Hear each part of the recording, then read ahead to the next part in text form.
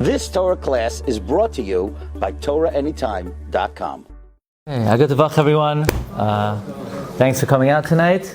I want to thank our dear friends and hosts, Rabbi Meltz, for making this weekend possible.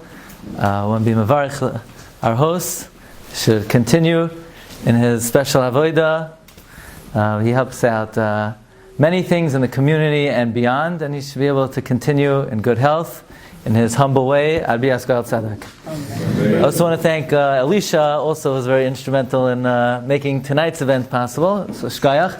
So the objective of the Malava Malka, I understand, is we have a lot of Chashuv Bachrim here. They're in 12th grade, and it's a very important year of transition where now I'm from America, so I don't know exactly the different madrigos, but basically you're going from one madriga, from high school to the next level, some type of base medrash, and the topic on everyone's mind, in America we say the elephant in the room is, where are we going next year? So I'm not familiar with the Israeli scene and the various yeshivas, but maybe we'll speak about some of the factors to bear in mind when making this very important decision. The first thing I want to share with you is just a simple pasuk in Chumash. At the end of Parshas Vayetze, so Yaakov Avinu was just chased after by his father-in-law. It could happen. His father-in-law was chasing after him, and his father-in-law wanted to kill him. Ma'asim b'chol yom. No, and I have a wonderful father-in-law, Baruch Hashem. But what? Where's your father-in-law? On the couch. He didn't tell me to speak about this. Don't worry. And Shalom Aleichem. And Lavan and Yaakov, they shake, and Lavan gives Yaakov his daughters a hug and a kiss, and he kisses his grandchildren, and Yaakov is off to the races. The pasuk says, "V'Yaakov halach ladarkoi vayifku bo malach Elokim." Yaakov went on his way, and he encounters the angels. So Rashi says, "What are these angels?" Rashi says these were special angels, because Yaakov is now leaving Chutz La'aretz. He's coming to Eretz Yisrael, and we know there are two types of malachim. There are malachim of Chutz La'aretz, and there are malachim of Eretz Yisrael. And when you're in Chutz La'aretz, you have, American angels, the Anaheim angels, they call them, the angel, just joking, okay? You have Chutz La'aretz angels, and in Eretz Yisrael you have Eretz Yisrael Dika angels, right? And Yaakov Avinu is transitioning from Chutz La'aretz to Eretz Yisrael. So the angels of Eretz Yisrael, the angels of Chutz La'aretz leave, and the angels of Eretz Yisrael come. That's what Rashi says. Comes the Maral. The Maral asks a simple question. Yaakov is nowhere near Eretz Yisrael. He's not even close to Eretz Yisrael. He still is about to fight with the Malach of Esav in the beginning of Vayishlach. And the Malach of Esav fights him when he crosses Mavra Yabok. Mavra Yabok is Eretz Ammon. He still has to go through Ammon and Moav. He's a few hundred miles away from Eretz Yisrael. Why are the angels of Eretz Yisrael coming now? That's the Maral's Kasha and Rashi in the Gur Aryeh. Says the Gur Aryeh, in Yiddishkeit, we don't care about where you are. We only care about one thing. Where are you going? Where are you headed? And Yaakov Avinu until now was in Chutz La'aretz. And he just changed directions, headed toward Eretz Yisrael. And the moment you turn your head and head toward, that's where you are. You are not where you are where you're going. And that's an important thing always to bear in mind. That the Rebbe Shem looks at us, what are our plans, what are our goals, what are our aspirations. The moment Yaakov headed toward Eretz Yisrael, he's already considered as if he's in Eretz Yisrael. It's interesting, in Halacha, the moment that dawn cracks and it's pitch black outside, it's called Alois HaShachar, and it's day, and you can be Mekayim all mitzvahs, at least b'diavad. And the moment the sun drops, and there's Shkias HaChama, even though it's bright outside, it's night already. And the Mishnah Berurah says you can't even start mincha if you're going to be finishing after the shkia. Isn't it interesting that it's pitch black outside and it's halachically day? Or it's light outside and it's halachically night? And the answer is we don't care what something is, we care about where it's headed. The moment dawn cracks, it's headed toward light. Even though it's dark, it's day. The moment the sun begins to fall, even though it's light, it's nighttime. That's the way we look at things. So that's something important to bear in mind. Wherever we are now, the first thing we have to establish is, where are we headed? Where do we want to go? What are our goals? Sometimes you want to choose a school, you have to be ready for it. It has to be something appropriate for you. But it doesn't have to be where you are today. It has to be something that's appropriate for what your goals are. Now I want to share with you a few ideas about learning in general. And, I'm not such an old guy, but I was in Yeshiva. I spent many years in Yeshiva. Baruch Hashem, I was in Yeshiva about 30 years. From the time I was a young bacher until maybe a few months ago, I spent part of first Seder and second Seder in Yeshiva and preparing Shiur. And I'll tell you a little secret. Who is successful in Yeshiva? When you're young, you think, who's going to be successful? It's going to be the smartest kid in the class. That's what we naturally think. And it's for sure not always or even usually the case. The people who are the most successful in Yeshiva have a number of intangible ingredients. Doesn't mean they're the smartest, often not. And it's these intangible ingredients that give them the hatzlacha. And that hatzlacha doesn't mean you're going to become a Rosh Yeshiva or you're going to become a big Rav. Hatzlacha means that learning and ruchnius is a very important part of your life. Whatever you choose to do, hatzlacha in yeshiva means that whatever you gain in the yeshiva and the learning you do in yeshiva becomes meaningful to you, so that the rest of your life, learning is something that's a very important part of your life. So I'll share with you a few ingredients that help a person be successful in learning. And when you hear about it, you say, whoa, learning is very different than anything else. Learning is different than, in Mesivta, they have secular subjects also, right? What do? You have science, you have math.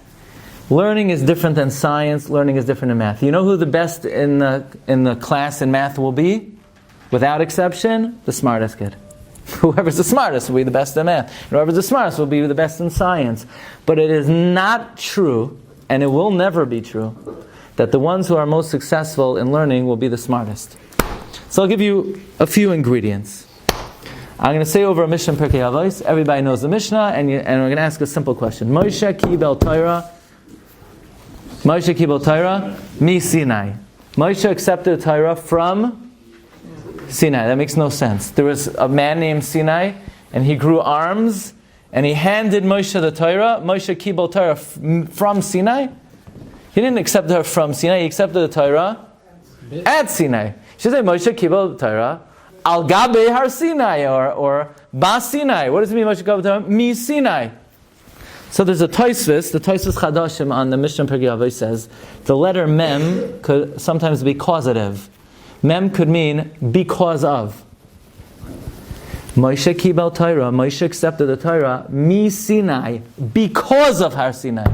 Because of something he learned from Har Sinai. Because of a lesson that he learned from Har Sinai. What lesson did Moshe Rabbeinu learn from Har Sinai? The lesson of humility. The Gemara says in Tainus, why did Hashem choose Har Sinai to give the Torah? It was the most humble of all the mountains. The Gemara says in Tainus, why is Torah compared to water? Because water always goes to the lowest point. So too, Torah always goes to the most humble. Say, what? What does Torah have to do with humility? Will the most humble person in the class be the best in math? It has no correlation. There's no correlation between humility and learning mathematics. There's no correlation between humility and science. But in the long run, those who are humble will be successful in learning. Why? Because someone who's a Baal Gaiva, the Gemara says this. Yeah, I got it. I don't need to ask my rebbe. I don't need to ask my chavrusa. My rebbe said something. Yeah, I think I understand it. Yeah, I understand. Guy like me, I understand it. Somebody who is Baal Gaiva, yeah, I'll remember this. And those people are not successful because they don't have the humility to go over to the Rebbe and say, you know what? Rebbe, I didn't really understand what you said. Could you explain it again? You ask the chavrusa, you know what? I didn't really understand you could hear a shiur and you could miss a point. And if you have Gaiva, you're not going to go over to your chavrusa and say, you know what? I didn't really understand what the Rebbe said. Could you explain it to me? I missed something. Or if you're a Baal Gaiva, you're going to say, I already chazered it twice. I'll probably remember it. Humility is a key ingredient in being successful in learning Torah. Reb Chaim Volozhiner writes that to learn Torah, you have to be receptacle. Now, the thicker the kli is, the less space of receptivity the kli has. The less of an ego you have, the less of a balgaiva you are, the more room there is in you to fill yourself up with Torah. So this is very important to bear in mind. Somebody is preparing for a new Zman, and they think about all the things they need to do. One important thing to do is to work on humility.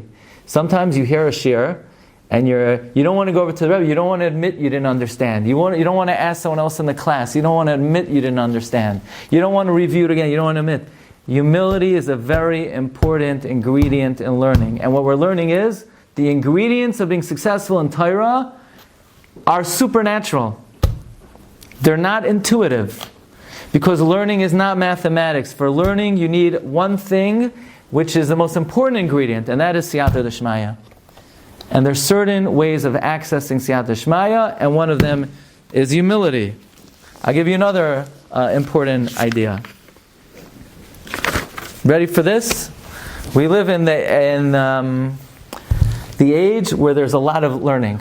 You go to the shul Friday night, I was amazed. In America, you don't have this. Last night I went to the shul, there were, 100 people learning or something Friday night. Something like that. A lot of people learning. And there's Daf Yomi, everybody's learning Daf Yomi. Everyone's learning Amud Yomi, and everyone's, Baruch Hashem. There's a big Torah out there, and a lot of people are learning it. But it says in Pirkei Avos, Aseh lecha rav. You have to make for yourself a rebbe. Now, why do you have to make yourself for a rebbe? What do you need a rebbe for? There's art scroll Gemaras.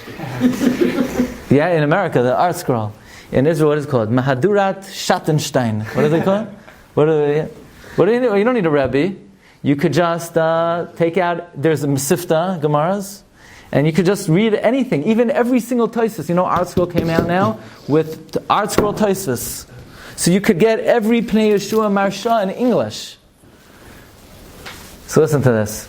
My experience is that people who only learn on them by themselves, and in the end don't really have a rebbe to connect with, the learning is not as deeply ingrained in their blood. You see, it's not enough for the Torah to be in your head. Math, it only has to be in your head. Science, it only has to be in your head. But the Torah has to be more than in your head. The Torah has to be in your heart. So how do you get the Torah in your heart? It's not enough to read Maduras Schattenstein. As much as I love Art Scroll. I love it. Art Scroll is the best publishing company in the world. But you have to have a Rabbi.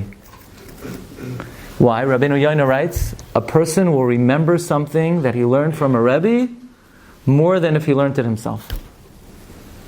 And I think part of that means it will go into your heart more when you learn from a Rebbe than if you learn yourself.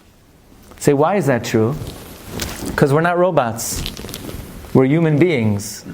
And human beings are affected by other human beings. They're not affected by black and white. You could read black and white, and it will go into your mind, and of course it will influence you. But when you learn from a Rebbe that you respect, it enters you on a deeper level.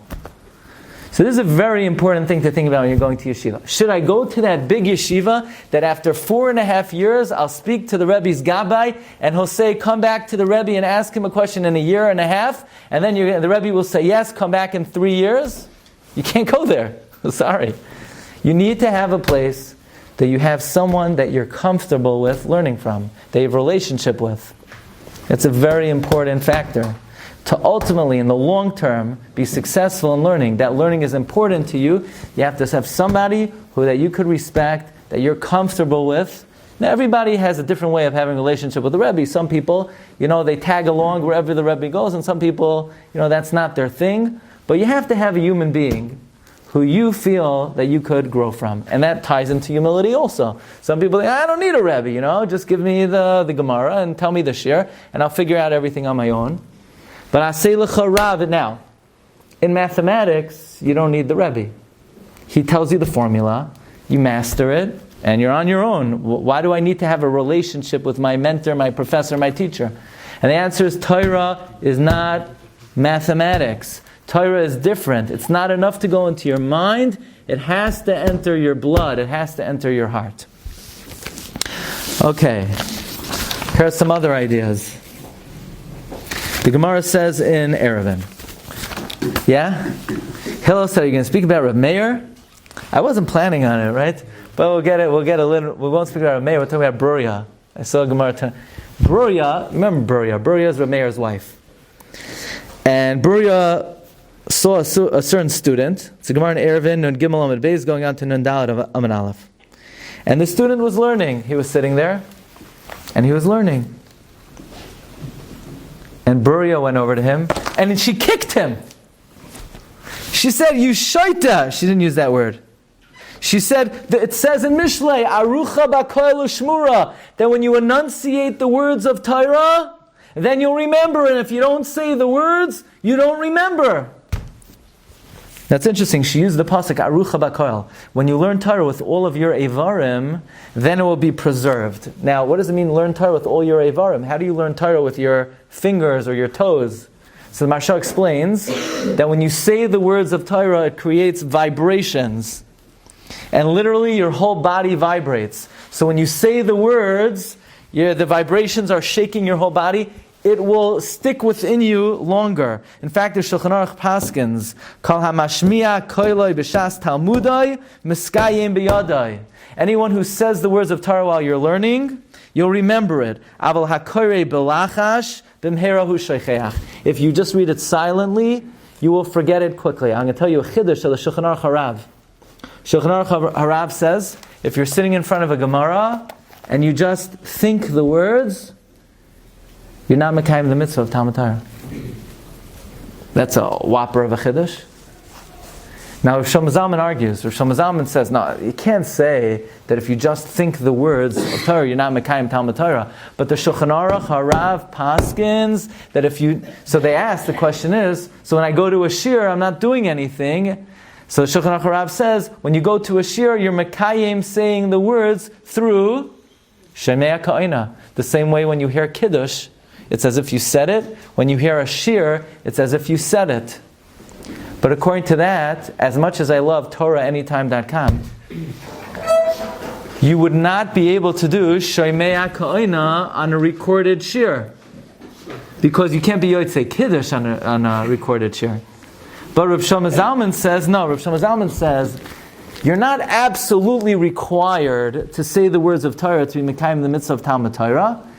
It's just that the way, the format of Torah is such that, because the question is when you're learning with a chavrusa, so you can't both be saying the words. The most annoying thing in the world is, when people hear this halacha, and then you're learning with them, and then I'm saying it, and then, quiet, I'm saying, not you. And the guy wants to say it along with you. So the Shulchan Aruch Harav says, Shemei Ka'ina. Rav Shlomo Zalman says, you don't have to come on to Shemei Ka'ina. It's that Hashem gave the mitzvah of Talmud Torah that sometimes one person says it and sometimes another person says it. Okay, now think about the following. Do you think if you were learning math, it would matter if you say 1 plus 1 equals 2, 2 times 2 equals 4, 4 divided by 2, you think it makes an nafkamina if you say the words, you don't say the words? You understand it, you don't understand it. Why should saying the words have an effect on your level of understanding? But as we mentioned, Talmud Torah is different than all other disciplines. Talmud Torah requires siyata d'shmaya. Now what we're learning is also that in order for Torah to be absorbed in your bloodstream, you want to involve as many modals, as many parts of your physiology as possible. You want to say the words. You want to hear it from a rebbe. I'll tell you another ingredient. Here's another ingredient. Ksiva. Ata yodea ma zeh shwaki? Mi zeh shwaki? Yeah? Or no, he did not in Israel. No. Yeah. So then you know the Gemara Baba Basra. Ashrei mi sheba lakan b'tamud b'yadai. Yeah? How does it go? The nigga, he knows, yeah? Right? The guy with the scarf, right? No? Who knows? You know the nigga? Yeah, I see. I could tell. Ashrei mi sheba lakan b'tamud b'yadai. The Gemara says in Baba Basra, fortunate is someone who comes to the next world with his learning in his hand. So the Marsha says, what does it mean, fortunate is someone who comes to the next world with his learning in his hand? The Marsha says this refers to someone who writes down what he learns. I remember looking back at being in high school, In 3 out of my 4 years, I took notes on the Shiurim. And 1 year I didn't take notes. And the reason is that the Shiur wasn't as organized as the other Shiurim. But I for sure had a much deeper understanding of the learning. The years I took notes, it didn't even compare. The years I took notes did not compare in any way to the years I didn't take notes. That's what the Gemara means. Ashri mi shabalakan v'talmudai biyadai. When you write down your learning, it affects you on a much, much deeper level. It penetrates the heart on a deeper level. So these are all things, these are all techniques, these are all tricks to get the learning from your head into your heart. You want to listen from a rebbe. You want to say the words. You want to write it down. These are all supernatural ways of getting the Torah into your heart. I'll tell you another important idea.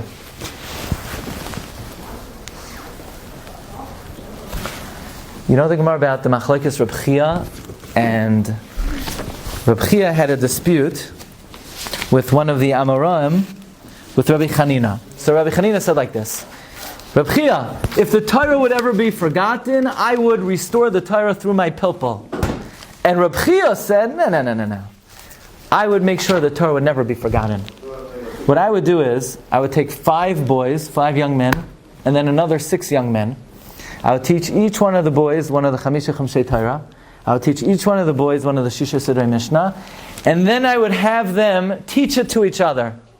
And this way, the Chamisha Chumshei Torah would never be forgotten, and the Shisha Sidrei Mishnah would never be forgotten. That's the Gemara. And the Gemara says about Reb Chia, Gedolim Ma'asei Chia. It's the Gemara in Bava Metzia Pehei Amud Beis.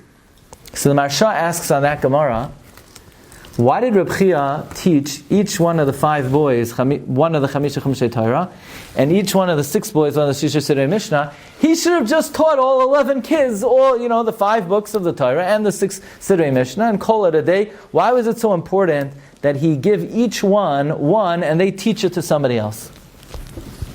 So Marsha explains as follows. Reb Chia wanted to make sure each one of these boys reached the highest madrega of Torah. The highest madrega of Torah is not lilmoid, it's not to learn only. It's lilmoid or lilamed. If you not only learn, but if you teach to other people, your level of understanding of what you learned will be infinitely higher and more deep. In fact, you ever wonder, the Gemara says in Chagiga, that there's no comparison between 100 and 101. You ever wonder, how in the world am I supposed to learn something 101 times? Is that possible? Somebody once came to the Stipler. And he said, I'm not sure, I'm sitting in Kailal, but I have an opportunity to give Shiurim. Should I take off time from learning to prepare a Shiur? And the Stipler says, of course you should. Do you understand that if you're able to clarify something and give it over to somebody else, it's the equivalent of learning it 50 times. So then it comes out, if you do that twice, you already got up to 100. You want to really know your learning, be clear about your learning? Find someone in the shiur that needs a little help. Make sure you have it down. Now, if you're going to be listening from the rebbe and you took notes and you said the words, chances are you know it pretty well. Say it over to that guy. That will be the equivalent of 50 times. And if you don't have anyone to say it to, call up your brother, call up your sister, call up your mother, even if she doesn't know what you're talking about. Say it over. You say over learning, that's the highest madrega of Talmud Torah. Lilmoid ulelamed. You know what does the Gemara say in Chulin? Adam li'amal yulad. Amal is Rashi Tevis. Li'amal lilmoid. Almanas lilamed. The Marsha says. Adam li'amal yulad. You heard a nice Dvar Torah? Go over and tell your friend. He's not interested in hearing. Too bad. Hold him hostage. Say it over to him. You just put it in your back pocket. You got 50 times. Call up your grandfather, your grandmother, your great aunt. Your great aunt bothers you enough. You bother her. Tell her over. You want to hear over Reb Chaim al Rambam? You say over the whole thing. Say over the whole thing. If you could say over something to somebody else, say, come on, I don't even understand it well enough. That's because you have to hear it from the rebbe, and you take notes, and you listen, and you say the words. All of these things are going to help you understand it on a very deep level. And then here's the most important ingredient. You ready for this? Here's a guy. He doesn't understand his math. So he takes out Tehillim, and he starts davening. Is he going to understand the math better? If you ask most professors in university if saying Tehillim will help you understand mathematics better, it's doubtful that they would say it has a major... Statistics do not show correlation between tefillah, necessarily, and a deeper understanding of mathematics. But the Gemara says in Brachos, on Daf Ches, it says like this, Al zois yispalel kol chassid elecha le'es mitzay. Al zois yispalel. Pray for this.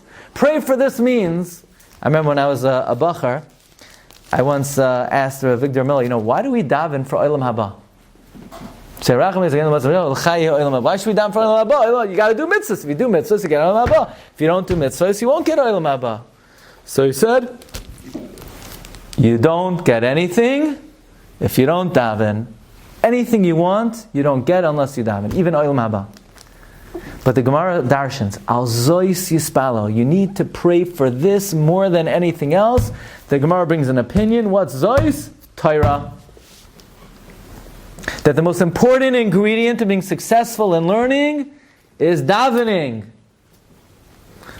It is a person's responsibility to daven for themselves that they should be successful in Torah. How often? All day. Shachris, Mincha, Maariv. When you're walking down the street, on your way home, on the way to Yeshiva, on the bus, in the car, you always have to daven for that. There's no specific formula. It's interesting, just speak out. The Mishnah says in Brachos on Chav Ches that if you look in the first page of almost every Gemara, you have the tefillah of Reb Nechunya ben Akana. Reb Nechunya ben Akana would daven Yiratzain, there's a